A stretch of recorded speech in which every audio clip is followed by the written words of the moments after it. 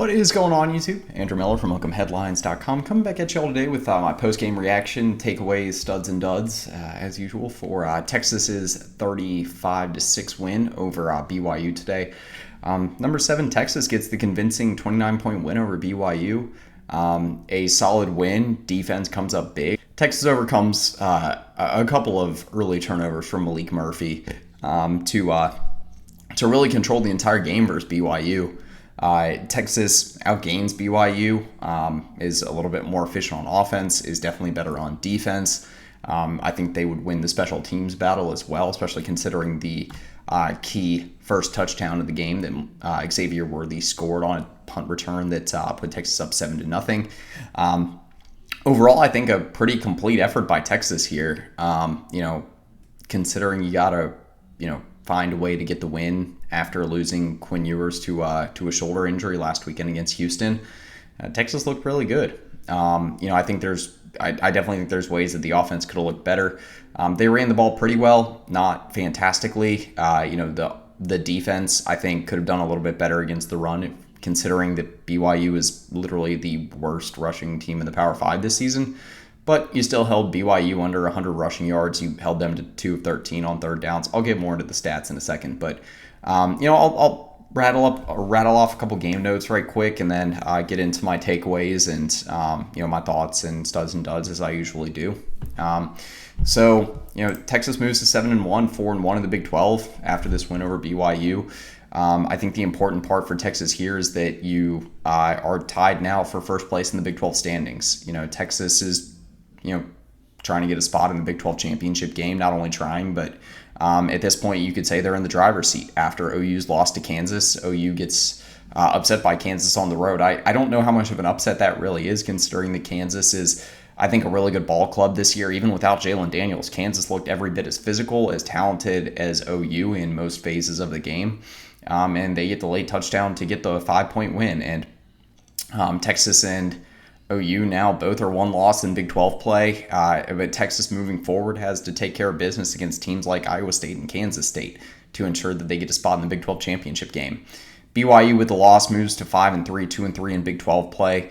BYU, I rattled the stat off on the Twitter page earlier this week, but BYU 5-0 this season when they win the turnover battle, 0-2 when they don't. And, Texas today, I believe they won the turnover battle with a late fumble recovery by Jere Bledsoe, the second-year defensive lineman. And, I think that made a big difference here, but also just BYU's inability to really convert once they got on the plus side of the 50 was the biggest deciding factor in this game, because Texas was able to, even with some of the red zone failures again, Texas was still able to control this game pretty much end to end.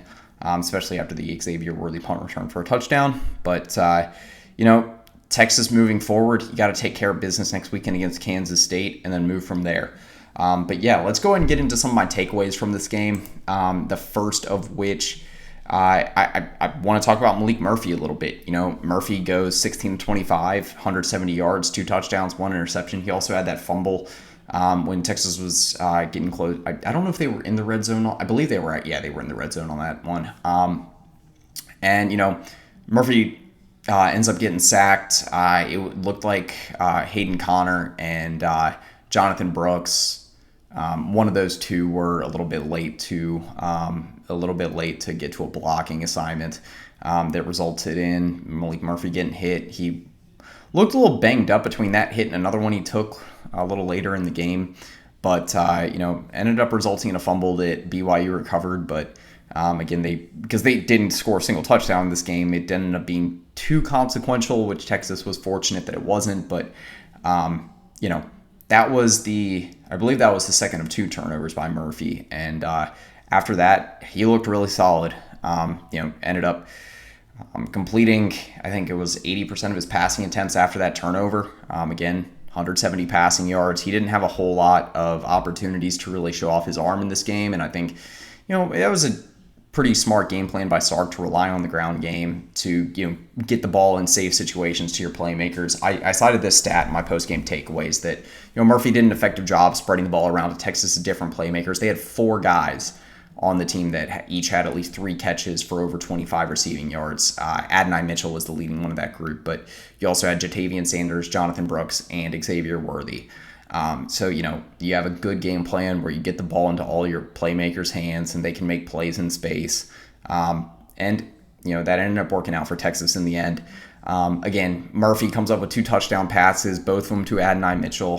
One of them is in a situation where Adonai Mitchell doesn't necessarily have as much separation as he had in the end zone on that play. That could be a dangerous throw. I think you need to put a little bit more zip on that ball, but obviously putting more zip on the ball is not a huge issue for Maalik Murphy. Guy's got a cannon of an arm.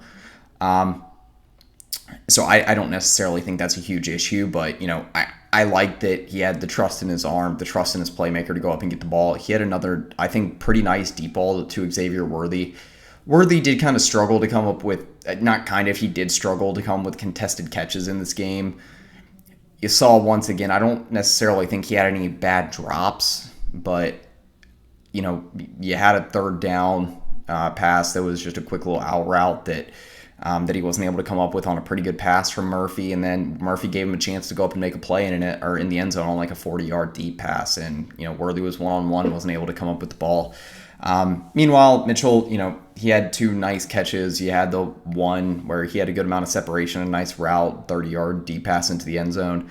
The other one was like a 12-yard slant touchdown where Murphy was pretty wide open, where Mitchell was pretty wide open. Murphy delivered a good ball to him, and Texas was able to salt the game away from there. But, Murphy looked composed, confident leading the offense. I was kind of surprised at the end of the game not to see Arch Manning come in with Texas holding a multi-score lead. Pretty much throughout the fourth quarter, held a 3-4 score lead for most of it. I thought that was a good opportunity to give Arch some reps, but I'll keep some trust in Sark there, to be able to get the extra reps to Maalik. I think he still needs those too. So I could see both sides of the coin there. I just think that was a good opportunity to get Arch some live game reps, which he doesn't have really any of this season. But my second takeaway was Adonai Mitchell. I mentioned him. Both touchdown passes were to him this game. He's having a career year for the Longhorns. He's got a career high in receiving touchdowns. He's got 7 on the year now. Over 400 receiving yards after this game, after the 59 he had today. I believe over 30 catches now. And, he's just, a couple dozen receiving yards away from posting a career high in receiving yards as well. He had 426, I believe, as a true freshman. He's around 410 this year. And so I think one more game and he's probably going to get to that mark. But today was his second multi-touchdown game of the season, first one coming against Alabama. So, 2 really big performances. He's been obviously good in other games. Thought he was huge against Kansas with a big touchdown there. He had a touchdown last weekend against Houston. He is second in the Big 12 among wide receivers in touchdown catches. And he's becoming a legitimate red zone, not only a legitimate, but like a top red zone target, red zone threat in the Big 12 this season in the passing game. He's got, I think it's 5 red zone touchdown catches, which is tied for the Big 12 lead among wide receivers now. Texas, it goes without saying that Texas is having all sorts of issues right now in the red zone. I think part of it is just due to telegraphing from Sark. Texas is running these repetitive play calls in not only in the red zone, but when teams are backed up against their own goal line. Today you had Savion Red staying in the game for multiple plays where BYU ends up getting a goal line stop against the Longhorns, where you just run Savion Red up the middle or off tackle, and it doesn't really get you anywhere. It was reminiscent of Texas running similar play calls against on the first 2 plays when you had the goal line stop against OU and Red River a few weeks ago. And at this point, I do think there's a little bit of credence to saying that Sark's play calling just it's not, you're not varying the formations enough. You're not getting enough diversity in the looks of the line of scrimmage, and teams just really know what you're gonna where you're gonna be running the football. I do think Texas's offensive line is pretty good this year, but they're not good enough yet to be able to get just completely physically overwhelm some of these better defensive fronts in the Big 12. And you've seen that kind of the last few weeks. And so I think Texas, you need to start turning to more of your playmakers in the red zone. I didn't mind that play call in the red zone to Jatavion Sanders, where you kind of had that play action, quick play out to the flats, where if Jordan Whittington ends up making that block on the outside to seal that lane for Jatavion Sanders. That's a pretty easy touchdown. I think 9 times out of 10, Jordan Whittington is able to seal that block. He's the best blocking receiver we have, arguably the best experienced blocking wide receiver in the Big 12, but BYU's got some smart, experienced defensive backs, and these guys are decent in space, especially around the line of scrimmage. And again, Stark's kind of telegraphing a lot of these play calls. There wasn't much deception in that play. You motion Sanders and you get him the ball in space. That Texas does do that a lot. But point being, I think you can start looking to these guys like Adonai Mitchell, like Jatavion Sanders, when you're at the 8-10 yard line to get the ball in the end zone before you back a team up to their goal line and before you have to rely on the ground game here. Texas, again, these red zone woes are a big deal. And again, some of the better teams in the Big 12, you're going to have to find other ways to get it done. And again, I think targeting some of your better weapons in the passing game is going to be a good way to do that. And then, the last point among my takeaways from this game that I posted on the site, and I've hinted at it here and there in this video, Texas has a really tough schedule in November through the first 3 games next month. It starts against Kansas State on November 4th at home. Starks had success against Kansas State the last couple of years. Texas 2-0 against Kansas State, but this is a Wildcats team that has really hit their stride in the last few games. They had I think a bit of a setback against Oklahoma State and in early in conference play, and then they had that pretty crazy loss against Mizzou, where Mizzou hit a 55-yard field goal to win that game. But coming into November, Kansas State looks like they're firing on all cylinders. They've allowed 3 points in the last 2 games. They've beaten what is now Houston and TCU by a combined margin of nearly 80 points. They beat Houston today 41-0 at home. And so, you got to deal with this 2-quarterback system of Avery Johnson and Will Howard. That's going to be a tough matchup, really, for anyone right now. I think the Longhorns defense is up to it, but, the offense isn't putting up the points that you're usually accustomed to with Maalik Murphy being back there. This is a Kansas State defense that has really bowed up in the last few weeks. So major test next weekend at home. And then after that, you have to go on the road to Fort Worth and Ames in back-to-back weekends to face a TCU team where they might be getting Chandler Morris back. They've been up and down, but winning in Fort Worth is never a given. It's never easy. And the following weekend, you're facing a rapidly improving Iowa State team that is I think a little bit like Kansas State, really firing on all cylinders right now. They had a big double-digit win against Baylor today. They're well within striking distance of a spot in the Big 12 championship game. They're still tied in first place with Texas in the Big 12 standings. Iowa State did not look great against in conference play coming into the season. Obviously, had all sorts of issues.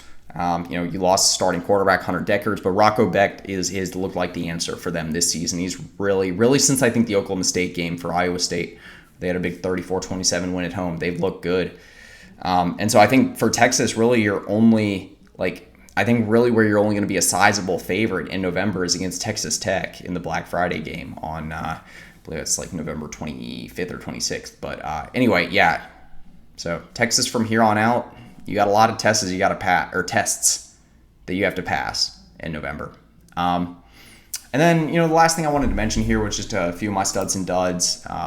And, I kind of mentioned already what's next for Texas, but talk a little bit about that. For Texas, I haven't mentioned a whole lot about the defense yet, but I thought Jalen Ford looked really good in this game. He ends up coming up with double-digit combined tackles. It seems like every time that I talk about Jalen Ford having a bad game, he comes back and just for the next 5 or 6 weeks is just on fire. I thought outside of some maybe misreads out in the flats against Houston in the second half of that game last week where he was exploited a bit. I think he's looked really good. Last week he had the forced fumble on Donovan Smith, a nice sack play, and this weekend he comes up with a tackle for loss, quarterback pressure, 11 combined tackles, multiple defensive stops. I thought he was fantastic today. Derek Williams gets significant reps. Jalen Catalon was out this weekend again. Injury issues continuing to kind of get to him, and Derek Williams, 7 combined tackles, tied for second most on the team. 1 tackle for loss. I know BYU player kind of tripped in space out on a screen play on that, on that tackle for loss for Williams, but he was right there, ready to make the play. I think the only fault I really have for Derek Williams in this game, from what I saw, I'll have to go back and do the rewatch to make sure, but he had that pass interference call where Texas gave up a deep pass to Darius Lassiter, earlier in the game, and Derek Williams, it looked like he wasn't really seeing the ball super well and just kind of undercut Lassiter, but outside of that, I thought he looked really good. T'Vondre Sweat was menacing up front. And then Jahdae Barron. I'm pretty much just going through the leading tacklers for this game, but, a lot of these guys were huge difference makers for Texas on defense. Again, holding BYU to under 5 yards per play and to just 6 points. I haven't mentioned this stat yet, but this was the first time that BYU scored single-digit points since 2019 in a game. They scored 3 against San Diego State that year, and, even with as bad as BYU's offense has been at certain points this season, especially on the ground, Texas was really, really good against them today on defense. Jahdae Barron, 6 total tackles, 2 tackles for loss. I'll have to check up on the injury status for him, but it looked like he was, he did suffer another injury, it looked like, in this game. I don't know if it was that same lower body issue he's been fighting, but, Jalen Gilbo ended up coming in, and I thought he looked good as well. I should give him a shout. He nearly had a pick 6 in this one in the second half, but, Jahdae Barron, man, one of the best players on this team. It's been an absolute pleasure to watch him this season, and I thought he was fantastic in this game again. And then on offense, Adonai Mitchell, obviously, I think a shout out among the studs. Jonathan Brooks, 16 attempts. Unfortunately, 98 yards. He's been 3 yards combined, 99 yards last weekend, 98 yards. It's almost kind of a joke at this point that he's not continuing a streak of 100 rushing yard games, but 98 rushing yards, well over 120 total yards from scrimmage, 1 touchdown. I thought Jaden Blue, 4 carries, 46 yards to touchdown. I know he got in at garbage time, but it was nice to see him get some reps. He's looking good, still hitting the hole hard. CJ Baxter, he had some nice runs in this one, but he was pretty limited. BYU was really swarming on him. He was in for a lot of the key plays in this game, and, wasn't given a ton of room to run. Again, 9 carries, 22 yards, around 2.5 yards a carry. But, I think overall, if I had to give any duds, I think Hayden Connor, I would like to see a little bit more push from him along the interior offensive line. I think he's been a little bit of a weak link there in the last few weeks. Again, slow on a pulling block where he wasn't getting to his blocking assignment resulted in a fumble on Maalik Murphy. It looked like he was slow to get a few blocking assignments on zone rushing attempts this game, especially when CJ Baxter was in the game. I saw 2 third down runs where he wasn't getting as physical as he needed to be that resulted in defensive stops for BYU. And then I think as far as duds go, I don't really want to pinpoint any of the Texas defensive backs. I thought that they played pretty well in this game. I saw a couple of plays where they were trying to pick on Gavin Holmes in the deep ball, and I thought he did pretty well. So I'm not, But anyway, I would say probably Hayden Connor's the only one I would really nitpick here. I'll have to go back and do my film rewatch to see. But anyway, looking forward again, Texas next weekend against Kansas State. They're on a 6-day watch right now, so we do not have an official kickoff time yet against Kansas State, but that should be coming out tomorrow or Monday. But anyway, for Andrew Miller, Hook'emHeadlines.com, that's pretty much it. Welcome.